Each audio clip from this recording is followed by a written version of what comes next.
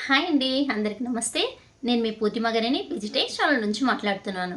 నేను బాగున్నానండి. మీరందరూ చాలా చాలా బాగుండాలని కోరుకుంటూ ఇవాళ మన టాపిక్ ఒక రియల్ లైఫ్ స్టోరీ షేర్ చేస్తా. తను పెట్టేటువంటి వేస్ట్ ఖర్చుల్ని లేదా తనకు తెలియకుండా తను పెట్టేటువంటి వేస్ట్ చేసేటువంటి అమౌంట్‌ని సేవ్ చేసి ఎన్ని వందల గ్రాములు గోల్డ్ కొన్నది. దానికోసం తను ఎలా ప్లాన్ చేసింది. ఆలీలు కాదండి, మా సిస్టర్ చేసినటువంటి ఒక ఇన్స్పిరేషనల్ స్టోరీ అనేది చెప్పచ్చు. అసలు తన దగ్గర ఎంత డబ్బులొచ్చినా అసలు డబ్బులు సాలట్లేదనో, లేదంటే దానికి దీనికి ఖర్చు అయిపోయిందనో అసలు గోల్డ్ అనేది కొనేది లేదనమాట. ఒక ఆడపిల్ల ఉంది, ఒక బాబు కూడా ఉన్నాడు. కానీ పిల్లల కోసం సేవింగ్స్ ఏంలా, పెళ్ళప్పుడు వాళ్ళ అమ్మ వాళ్ళు పెట్టారు కదా, ఆ నగలుంది. అది భర్త తీసుకెళ్తున్నాడు. తనేదో రొటేషన్ మీద వాడుకుంటున్నాడు. కానీ ఏదైనా ఫంక్షన్, అకేషన్ ఉందనుకోండి, తిను బిందాస్‌గా artificial jewellery, I mean 1 gram gold jewellery, దానికి తగ్గట్టుగా శారీస్ అని, దానికి తగ్గట్టు వర్క్ బ్లౌజెస్ అని బాగా రెడీ అవుతుంది. బాగా ఖర్చు పెడుతుంది. కానీ తిరిగి చూసుకుంటే వెనకేసుకున్నదైతే ఏమీ లేదనమాట. సో, ఒకరోజు తను రియలైజ్ అయింది. అంటే నేను సజెషన్ ఇచ్చాను, ఇంకెవరు సజెషన్ ఇచ్చారని కాకుండా తనకొక ఎమర్జెన్సీ వచ్చినప్పుడు తను డబ్బుల కోసం ఎవరిని అడిగినా ఇవ్వకపోగా, సో, అప్పుడు ఎవరికైనా కూడా బాగున్నప్పుడు మంచిగా పొగుడుతారనమాట. "ఇయి బావుండాయి, ఈ బట్టలు బావుండాయి, ఎంత వేలు వేలు పెట్టి పట్టు చీరలు కొన్నా, ఫ్యాన్సీ శారీస్ కొన్నా, ఇప్పుడు ట్రెండింగ్ శారీస్ కొన్నా, వేల వేలు బ్లౌజెస్ వర్కుల మీద వేసినా చాలా బావుంది, నిండుగా ఉంది, సూపరుంది" అట్ట అనేవాళ్ళే తప్ప, అవసరం వచ్చిందనుకో, అమ్మ ఆ రోజు ఆ యమ్మ అంతంత కాస్ట్‌లు పెట్టి పట్టు చీరలు కొనకపోతే, వర్క్ బ్లౌజులు ఏయించుకోకపోతే, ఆ రోజు ఆ డబ్బులు పక్కన పెట్టుకుంటే ఈరోజు ఎమర్జెన్సీ ఇవ్వనికొస్తుంది గదా అని నోర్లు నొక్కున్నారనమాట. సో, తను రియల్‌గా ఫేస్ చేసిన ఎక్స్‌పీరియన్స్‌తో తనైతే ఒక చేంజ్ ఓవర్ అయితే చేసుకున్నది. ఫస్ట్ ఆఫ్ ఆల్ తను చేంజ్ అవ్వకముందు ఎలా వేస్ట్ చేసింది, ఇవాళైతే నేను మీకు షేర్ చేసేస్తా. ఎందుకంటే మన లేడీస్ అందరము శ్రావణ మాసం ఉంది. ఈ శ్రావణ మాసంలో మాక్సిమము పెళ్ళిళ్ళుంటాయి, ఫంక్షన్స్ ఉంటాయి, అకేషన్స్ ఉంటాయి. దీని రిలేటెడ్‌గా మనం పెట్టేటువంటి ఖర్చుల్లో శారీస్‌కి, వర్క్ బ్లౌజెస్‌కి, నెక్స్ట్ మనకి మ్యాచింగ్ కావాలా, దాని రిలేటెడు, నెక్స్ట్ జ్యువెలరీ కొత్తగా ఉండాలా. ఇప్పుడు ట్రెండింగ్ ఒకప్పట్లో వచ్చి ఈవెన్ మా అమ్మ వాళ్ళ కాలం నుంచి కూడా పెళ్ళప్పుడు కొన్ని నగలు పెడతారు కదా, నెక్లెస్, లాంగ్ హారం అని, కమ్మల సెట్ అని. ఏ ఫంక్షన్ అయినా, ఏ పెళ్ళైనా, ఏ అకేషన్ అయినా బంగారు నగలంటే వాటిని పెట్టుకొని వచ్చేవాళ్ళు. దాని తగ్గట్టుగానే పెళ్లి పట్టు చీర ఉంటుంది కదా, దానికి కొంచెం తక్కువలో ఆ పెళ్ళప్పుడు పెట్టినటువంటి శారీసు మోస్ట్ ఆఫ్ దెమ్ అవి బ్లౌజెస్ కొంచెం లావు సన్నమైన బ్లౌజెస్ మార్చేవాళ్ళు. అప్పట్లో అంత వర్క్ అనేది పెద్దగా ఉండేది కాదనమాట. శారీస్‌లో వస్తాయి కదా, ఏదో లైట్‌గా వర్క్ అట్లాంటివి ఏదైనా ఉంటే అవి గానీ, లేదా అకేషనల్‌గా వాళ్ళు కొంచెం బాగా ఉండేవాళ్ళు అంటే 1, 2 బ్లౌజెస్ మల్టీ కలర్స్ వచ్చేటట్టుగా వర్క్ వేయించుకొని ఏ కొత్త శారీ కొన్నా దాన్ని కట్టేటేవాళ్ళు. లేదంటే కొంతమంది మాక్సిమం మా వాళ్ళు కూడా ఏ కలర్ చీర ఎత్తినా ఒక బ్లాక్ కలర్ బ్లౌజు, ఒక మెరూన్ కలర్ బ్లౌజు, ఒక వైట్ కలర్ బ్లౌజు పెట్టుకోండేవాళ్ళు. ఏ కలర్ శారీ ఎత్తినా ఈ మూడిటిని కాంట్రాస్ట్‌గా వాడుకునేవాళ్ళు. కానీ నాకు తెలిసినంత వరకు ఈవెన్ నా పెళ్ళప్పుడు కూడా నా బ్లౌజెస్‌కి నేను వర్క్ ఏయించుకోలేదు. నాకెందుకో వర్క్ అంటే పెద్దగా ఇంట్రెస్ట్ ఉండేది లేదనమాట. కాకపోతే వర్కింగ్ అనేది ఉంది. 1 ఆర్ 2 బ్లౌజెస్ వేసినా కూడా ఈవెన్ నేను కూడా ఇప్పుడు వేయించుకున్నా కూడా ఒక బ్లౌజ్ వేసుకున్నాను అంటే మినిమమ్ ఒక 5, 6 శారీస్ సెట్ అయ్యేటట్టుగా ప్లాన్ చేసుకుంటా. కానీ తను చేసినటువంటి మిస్టేక్ అందరి దగ్గర అడిగించుకున్నటువంటి ఫస్ట్ వన్ వచ్చి అదేననమాట. తను బాగున్నప్పుడు, బాగా జరిగినప్పుడు తన దగ్గర తిన్నవాళ్ళు, తన దగ్గర పెట్టించుకున్న వాళ్ళు, తన శారీస్ తీసుకున్న వాళ్ళు, తన బ్లౌజెస్ వాడుకున్న వాళ్ళు కూడా తనని ఏలెత్తి చూపిచ్చారు. దానిలో నుంచి చాలా అంటే చాలా హర్ట్ అయింది. దాంట్లో నుంచి బయట చాలా తొందరగా రికవర్ అయింది. తను కోలుకొనైతే ఇంకా దాన్నేమంటారు, ఒక రకమైన ఫోకసో, గోలో, లేదంటే పక్కనోళ్ళ మీద వాళ్ళన్న మాటలు గుర్తు చేసుకోనో, తను పెట్టినటువంటి ఎఫర్టు 1 ఇయర్‌కి 4-5 సవర్ల గోల్డ్ అయితే ఇన్వెస్ట్ చేయగలిగింది. తను చేసినటువంటి ఫోకస్ ఏంది, మిస్టేక్స్ ఏందంటే, ఫస్ట్ వన్ వచ్చి తను ఏది కొన్నా గూడా నలుగురికి చూపించడం అలవాటనమాట. సో, ఇప్పుడు మన బంధువులందరూ చూపించామనుకోండి, సిస్టర్స్ అయ్యేవాళ్ళు వరుస అవుతారు కదా, "ఇది బావుందక్క నాకిచ్చేయి" అంటే, సరే పోన్లే మా సిస్టరే కదా అని ఇచ్చేస్తదనమాట. అట్లా తను కొన్నాటివే ఇచ్చేయడము. నెక్స్ట్ వచ్చి షాపింగ్ చేసిందనుకోండి, ఏదో బయట వెళ్లి షాపింగ్ చేసినా, ఆన్‌లైన్‌లో షాపింగ్ చేసినా 1 ఆర్ 2 టైమ్స్ వేసిందంటే ఇంక మొహం మొత్తేస్తదనమాట. అంటే ఒక్క ఫంక్షన్‌కి కొన్నటువంటి బట్టలు గానీ, గిల్ట్ నగలు గానీ, ఇట్లాంటివి ఆ ఫంక్షన్ అయిపోయిందంటే ఇంక వాటిని పెద్దగా మెయింటైన్ చేసేదిలా. ఎక్కడంటే అక్కడ పడేసేది, ఉంటాయిలే అనుకునేది. ఏమైనా కూడా 1 గ్రామ్ గోల్డ్ జ్యువెలరీ మనం 1 ఆర్ 2 టైమ్స్ పెట్టామంటే కలర్ షేడ్ అవుతాయి, ఫేడ్ అవుట్ అయిపోతాయి. వాటిని కొంచెం కేర్‌ఫుల్‌గా ఎక్కడన్నా జాగ్రత్తగా జిప్‌లాక్ కవర్‌లో లాంటిది పెట్టుకొని ఒకదానికొకదాన్ని టచ్ అవ్వకుండా కాటన్‌లో ఫోల్డ్ చేసుకొని పెట్టుకుంటే పనికొస్తాయి తప్ప, ఇంకొకటి వచ్చి 1 గ్రామ్ గోల్డ్ జ్యువెలరీ వాడాము అంటే కొందరికి స్కిన్ అలర్జీస్ కూడా వస్తాయి. తనకి రాసుపోయేది. కాకపోతే తనకిష్టమనమాట. స్టోన్స్ ఉండేటువంటివి, బీడ్స్ జ్యువెలరీ అని, కుందన్ జ్యువెలరీ అని ఇట్లాంటి జ్యువెలరీస్ 1 గ్రామ్ గోల్డ్ జ్యువెలరీలో తను బాగా సెట్ అయ్యేది. బాగుండేది కూడా. కాకపోతే వేలకు వేలు పెట్టి వాటిని కొనేదది. ఒకసారి, 2 సార్లు వాడిందంటే ఇంక ఇవనికి రావు. ఇంకా ఆటి వల్ల మనకు రూపాయి మాటలో చెప్పాలంటే దమ్మిడి ఆదాయం ఉండదు. తిరిగి మనకి రీయూజ్ అవ్వదు. ఒకసారి సోక్ చేసుకోవడానికి అవసరమా అనేటోళ్ళు.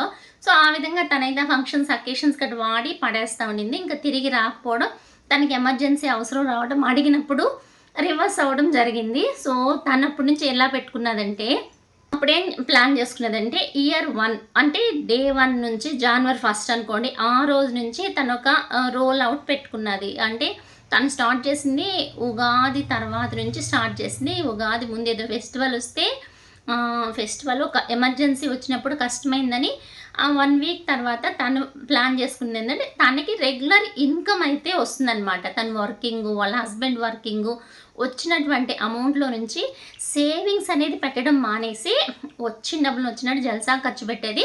ఫ్యూచర్ సేవింగ్స్ అంటే కొన్ని ఫ్యూచర్ ఇన్సూరెన్స్‌లని, పీఎఫ్‌లని ఇట్లాంటివి కట్ అవుతున్నాయి. వాళ్ళకేదో సొంత ఇల్లు ఉంది. అది రన్ అయిపోతా ఉంది. ఇంక వచ్చిన డబ్బుల్ని ఇట్లా వేస్ట్‌గా అనమాట. ఆళ్ళకి ఈళ్ళకి ఇవ్వడము, పార్టీలని, పబ్‌ని, ఫంక్షన్స్ అని ఇట్లా డ్రెస్సెస్ మీద, జ్యువెలరీస్ మీదే వేస్ట్ చేస్తా ఉండడం వల్ల తనకి సేవింగ్స్ మిగలకుండా పోయింది. ఇక్కడొచ్చి ఎమర్జెన్సీ ఫండ్ అనేది క్రియేట్ చేయడం మానేసింది. ఫస్ట్ తను చేసినటువంటి ఫోకస్ ఏంటంటే లిక్విడ్ క్యాష్ అంటే మినిమము 3-6 మంత్స్ వాళ్ళ శాలరీ ఎంతైతే వస్తుందో అంతగా సరిపోయేంత లిక్విడ్ క్యాష్‌ని తను వచ్చినటువంటి శాలరీలోంచి ఎవ్రీ మంత్ 20% పక్కన పెట్టింది. ఒక 6 మంత్స్‌లో వాళ్ళ లిక్విడ్ క్యాష్ ఒక 6 నెలలు తిరిగి చూడకుండా వాళ్ళకి రావాల. అంటే డబ్బుగా పక్కన ఒక సేవింగ్ అకౌంట్, దానికి ఏటీఎం లాంటిది ఏముండదు. ప్రతి నెల వీళ్ళ అకౌంట్‌లో నుంచి దానికి ట్రాన్స్‌ఫర్ కొట్టేయడం అనమాట. ఇద్దరి అకౌంట్‌లో నుంచి దానికి లిక్విడ్ క్యాష్ ఉండాలని ఒక 20% ట్రాన్స్‌ఫర్ కొట్టింది. ఇంకా రిమైనింగ్ ఉంది కదా! ఈ సేవింగ్స్‌లో గోల్డ్ చిట్ వేసింది. ఎందుకంటే గోల్డ్ చిట్ అంటే రెగ్యులర్‌గా కట్టాలా? ఒకరోజు మనకి అటు ఇటు అయినా అప్పట్లో ఏందంటే ప్రతి నెల ఏ డేట్ పెట్టుకుంటే ఆ డేట్‌కే కట్టాలని మాక్సిమం వచ్చి ఒక 25% వచ్చి గోల్డ్ చిట్ వేసింది. అది తన శాలరీలో నుంచి, వాళ్ళ హస్బెండ్ శాలరీలో నుంచి వచ్చేటువంటి అమౌంట్ గోల్డ్‌కి పెట్టేసింది.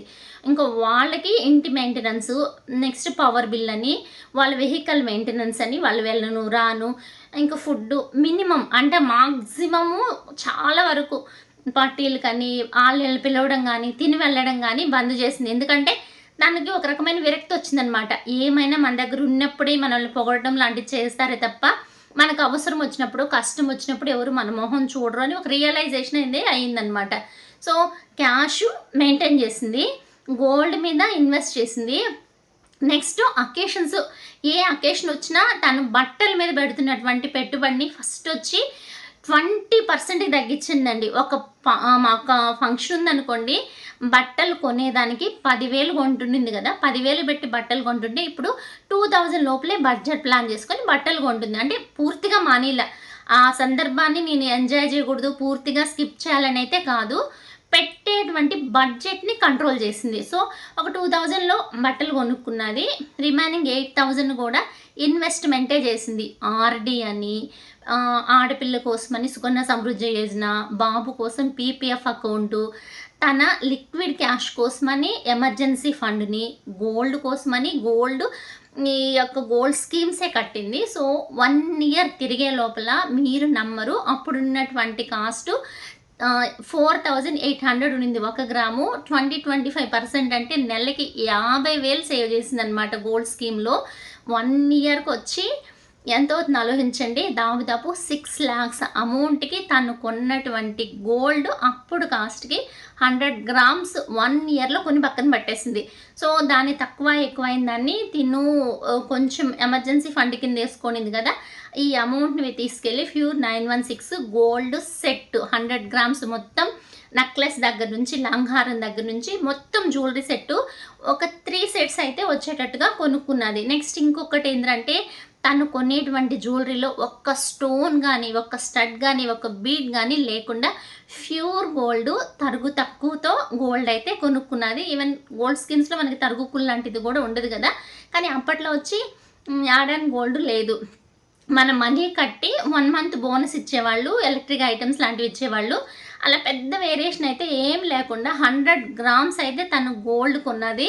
సో, ఆ యొక్క హవాని ఆపిలేదనమాట. 1 ఇయర్‌కి ఇంకో 100 గ్రాములు వచ్చేసింది కదా! ఇంకేముందిలే మనం గివ్ అప్ ఇచ్చేద్దామని కాకుండా, ఇలా ప్లాన్ చేసుకునేది. ఈ ఇయర్ నేను కొన్నాను గదా! నెక్స్ట్ ఇయర్ పాపకు కొంటా.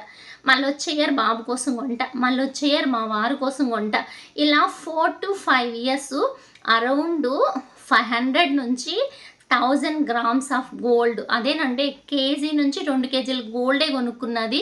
నెక్స్ట్ సిల్వర్ మీద ఇన్వెస్ట్ చేసింది.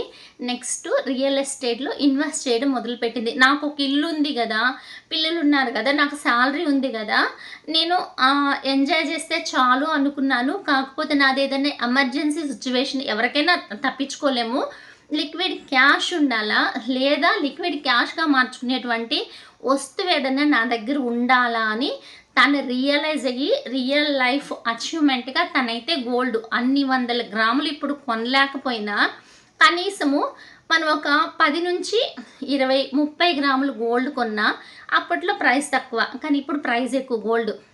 మనం ఎన్ని గ్రామ్స్ కొన్నా దాని వాల్యూ పెరగటమే తప్ప తగ్గేదైతే ఉండదు. ఇంట్లో ఆడపిల్లలు ఉన్నారు అంటే తన పుట్టింది మొదలుకొని ప్లాన్ చేసుకోండి. ఇప్పుడు ప్రైస్ పెరిగింది కదా! అంటే పిల్లలు పెరిగే కొద్దీ బంగారం ధర పెరుగుతానే ఉంటుంది. సో, అందుకని ఏ రోజు రేటు ఆ రోజుకనే ఉంటుంది. ఏ నెల ఇన్వెస్ట్‌మెంట్ ఆ నెల మనం గోల్డ్ మీద ఇన్వెస్ట్ చేసుకుందాం. అది గోల్డ్ చిట్టు కడతావా? గోల్డ్ స్కీమ్ ఏసుకుంటావా? గోల్డ్ ఈటీఎఫ్స్ కొంటావా? గోల్డ్ బాండ్సే కొనుక్కుంటావా? మనం పెట్టేటువంటి పెట్టుబడిలో మినిమమ్ 5-10% గోల్డ్ మీద కూడా పెట్టాము అంటే లాస్ అవ్వము అంటాను. కాకపోతే ఒకే రకమైన సేవింగ్ అయితే చేయొద్దండి ఎప్పుడు కూడా. ప్యూర్ సెక్యూర్‌గా ఉండాలా, కొంచెం రిస్క్ ఉండాలా, ఇంకాస్తంత రిస్క్ ఉండాలా. మన డబ్బుకి డోకా ఉండకూడదు. డెట్ ఫండ్స్ దగ్గర నుంచి రిస్క్ ఉండేంత వరకు కూడా మనము స్ప్లిట్ చేసి డబ్బులు ఎప్పుడైతే సేవ్ చేస్తామో, ఎప్పుడైతే పొదుపు చేస్తామో ఫ్యూచర్‌లో మనకేదైనా ఎమర్జెన్సీ వచ్చినా, మన పిల్లలకి ఏదైనా అవసరాలు వచ్చినా వాళ్ళ హైయర్ ఎడ్యుకేషన్ కోసం కావచ్చు, వాళ్ళ పెళ్ళిళ్ళ కోసం కావచ్చు, లేదా వాళ్ళకి ఇంకేదైనా అవసరం అవ్వచ్చు. సో, ఆ టైంలో ఎనీ టైం క్యాష్‌గా మనం మార్చుకునేటట్టుగా మన చేతిలో క్యాష్ ఆర్ లిక్విడిటీ ఉండేటువంటి అమౌంట్‌ని పెట్టుకుంటే ఎంత కష్టం వచ్చినా ధైర్యంగా ఎదుర్కోవచ్చండి. ఒక్క మాట చెప్తాను నా పర్సనల్ ఎక్స్‌పీరియన్సు. ఎన్ని మంచి కబుర్లు చెప్పినా, ఎన్ని మంచి మాటలు చెప్పినా మన దగ్గర అంతో ఇంతో డబ్బుందంటేనే మన చుట్టుపక్కల వాళ్ళు, మన బంధువులు కావచ్చు, తెలిసిన వాళ్ళు కావచ్చు, ఎవ్వరైనా కూడా మనకి అంతో ఇంత నటించైనా వాళ్ళ దాన్నేమంటారు గౌరవం అనేది చూపిస్తారనమాట. మన దగ్గర రూపాయి లేదు, వీళ్ళకి ఏం ఆస్తి లేదు, లేదంటే వీళ్ళకి ఏది డబ్బు లేదు అంటే మాత్రం అసలా మనం ఉండామా లేదా, లేదా వీళ్ళతో మాట్లాడితే మనం ఏమన్నా ఇయ్యాల్సి వస్తుందేమో మొహం తిప్పుకొని అయితే వెళ్తారనమాట. సొసైటీలో మనం గౌరవంగా బతకాలంటే మనకి ఆర్థిక భద్రత, ఆర్థిక భరోసా అనేది కావాలా. సో, దానికోసం డే 1 నుంచి కష్టపడదాం. కష్టపడినటువంటి డబ్బుని జాగ్రత్తగా, సెక్యూర్‌గా, సేఫ్‌గా ఇన్వెస్ట్ చేద్దాం. ఫ్యూచర్‌లో మనకి ఏ అవసరం వచ్చినా భయం లేకుండా బిందాస్‌గా లైఫ్ లీడ్ చేయాలంటే మనం చేయాల్సినటువంటి పెట్టుబడైతే మన యొక్క ఆర్థిక భద్రత, మనకొచ్చేటువంటి భరోసా. జాగ్రత్తగా మనం ఎప్పుడైతే డబ్బును కాపాడుతామో ఫ్యూచర్‌లో అది మనల్ని కాపాడుతుంది. మనము సొసైటీ నుంచి కాపాడబడతామండి. నా పర్సనల్ ఎక్స్‌పీరియన్స్ ఇది. మా సిస్టర్ చేసినటువంటి పని రైట్ ఆర్ రాంగ్ మీరైతే ఒక చిన్న కామెంట్ అయితే పెట్టేసిండి. ఇంకేదైనా మోటివేషనల్ వీడియో కావాలంటే చిన్న కామెంట్ పెట్టండి అబ్బా. నేనైతే షేర్ చేయడానికైతే ట్రై చేస్తాను. చాలా చాలా నా లైఫ్, నా చుట్టుపక్కల నెంబర్ ఆఫ్ ఇన్సిడెంట్స్ నుంచి నేను నేర్చుకున్నాను. అందులో ఫర్ ఎగ్జాంపుల్ ఒకటి చెప్తా. నేను చిన్న పాపగా ఒక 6-7 ఇయర్స్ ఉంటాను.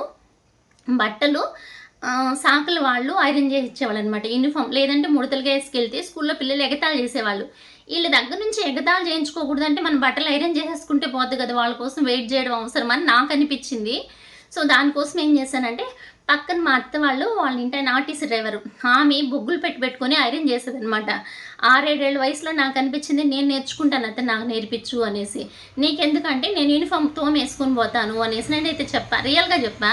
సో, ఆమె అయితే నేర్పించింది. అప్పుడు దాన్ని ఎత్తడానికి కూడా అంత స్ట్రెంత్ ఉండేది కాదు. కాకపోతే కొంచెం బొగ్గులు వేసుకొని నా యూనిఫాము బుడ్డి బుడ్డిగా జిమ్మి పావడ, జాకెట్టు అట్లాంటివి ఒక 3 జతలు ఉండేదనమాట. ఉతికిచ్చేసేటోళ్ళు ఇంట్లో సాకులు వాళ్ళు రాకపోతే. దాన్ని ఆమె దగ్గర తీసుకెళ్ళి నేర్చుకొని ఐరన్ చేసి పెట్టుకొని 2 రోజులకో జత మార్చేటోళ్ళము. అలా ఐరన్ చేసి నీట్ ఐరన్ నాకు 7, 8 ఏళ్ల నుంచి అలవాటయిందని చెప్తాను. సో, మనము మనసులో అనుకోవాలి గానీ ఎవరో వచ్చి మనకు చేస్తారని కాదు. మనం చేయడం మొదలుపెడితే మనకొక అడుగు ముందుకు వేయడం మొదలుపెట్టామంటే నిజంగా ఫైనాన్షియల్ అనే కాదండి.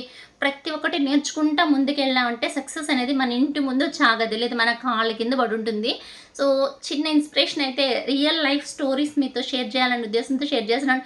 నచ్చితే ప్లీజ్ ఒక లైక్ ఇవ్వండి. అలాగే కొత్తగా చూస్తే సబ్స్క్రైబ్ చేసుకొని మన ఛానల్ ఫాలో అవుతారు కదా! అన్నట్టు ఒక చిన్న మాట కింద హై సింబల్ ఉంది నొక్కేసిండబ్బా. Okay bye. See you. నమస్తే.